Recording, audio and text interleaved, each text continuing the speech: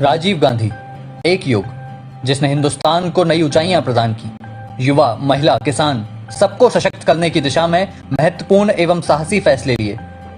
राजीव जी की दृष्टि में गांव को सशक्त बनाकर ही 21वीं सदी के भारत की कल्पना पूर्ण हो सकती थी। महात्मा गांधी के विचार भारत की आत्मा गांव में बसती है को पूर्व प्रधानमंत्री जवाहरलाल नेहरू जी ने पंचायती राज की नींव डालकर आगे बढ़ाया और राजीव जी ने पंचायती राज संस्थाओं को संवैधानिक मान्यता प्रदान करने की दिशा में कदम बढ़ाकर इसे और मजबूत बनाया। पंचायती राज संस्थाओं में महिलाओं और अनुसूचित जाति जनजाति के लिए दरवाजे खोलना एक क्रांतिकारी कदम था। आज राजीव जी का यह प्रयास आगे बढ़कर संसद के दरवाजे पर महिलाओं के लिए 33% आरक्षण के रूप में दस्तक दे रहा है। 21 वर्ष की आयु के बजाय मताधिकार को 18 वर्ष की आयु में ही लागू कर दिया ताकि युवाओं की अधिकाधिक भागीदारी से नए विचारों और बुलंदियों का भारत बने।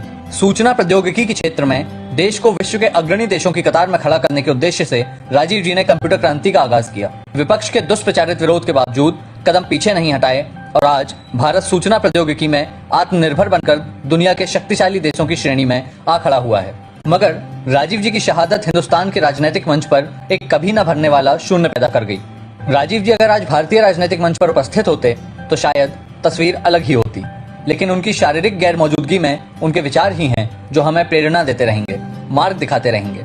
सपना जो देखा था भारत के नवनिर्माण का, बेहद सफल उसका अंजाम होगा। 21वीं सदी का अगुआ बनेगा भारत, शहादत का यही उचित सम्मान होगा। शहादत का यही उचित सम्मान होगा।